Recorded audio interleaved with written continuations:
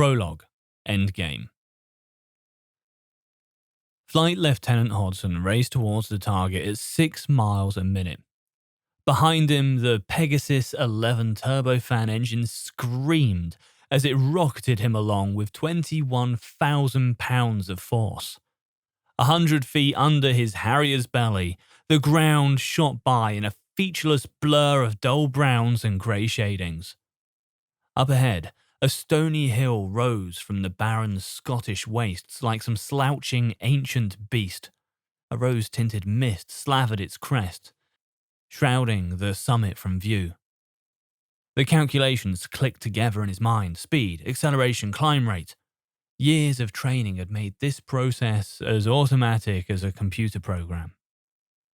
The looming obstacle was not what concerned him.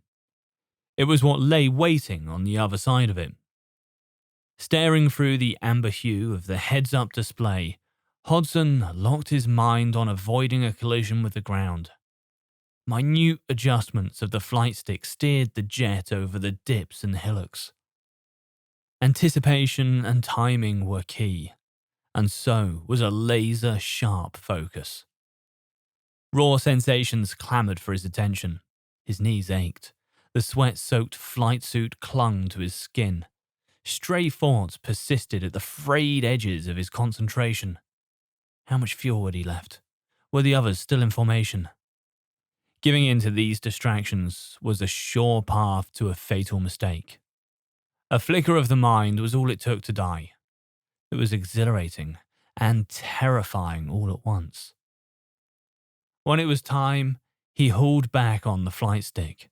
The world tilted as the Harrier's nose aimed up at the iron-grey sky. At a 50-degree angle of attack, the jet hurtled above the rocky slope without protest. The cloud-covered summit swept towards him, and soon he was enveloped by its cotton-like embrace. A blink was as long as it took. When he punched through the mist, the bleak morning sky materialized around him. Hodson dared a glance to his left. Valance's jet cruised off his port wing. Following close behind was Martin. In tight unison, the three Harriers rolled into a steep dive. The human body was never designed to withstand such maneuvers. Hodson's vision dimmed. The anti-G suit inflated, drawing pools of blood back from his legs and feet. The tingle in his limbs subsided, and the world drifted once again into focus. At 100 feet, Hodson leveled off and scanned for the target. There it was, a cluster of dark clumps at 2 o'clock. A smile tugged the edges of his lips. He opened the brakes and stomped on the rudder until his aiming point floated over the target. Hodson eased forward on the stick and let the nose sink until his angle of attack was a perfect 0. His left hand worked the nozzle lever and the throttle, dancing over the aircraft controls without the need for deliberate thought. Each tiny calibration worked to fend off the gusts of wind that threatened to push his jet off course. Just short of the target, he jammed his thumb down on the trigger. The pair of cluster bombs dropped off the jet and plummeted towards the soft ground. The Harrier jumped a dozen feet, free at last from the burden of heavy ordnance.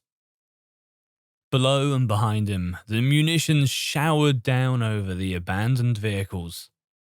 Hodson sensed a perfect hit, but wanted to be sure. Though such an act verged on recklessness, the urge beckoned him as a siren to a sailor. Over his right shoulder, hundreds of tiny flashes danced along the ground, like diamonds glittering in the sunlight. The vision lingered in his brain for just a moment too long. A primal shout pierced Hodson's headset. His head swiveled forward. A dark, stony slope loomed large in his path. No chance to evade. Hodson's shaky hands groped for the ejection handle but never found it. A sick, metallic crunch sliced through the air. Death followed an instant later.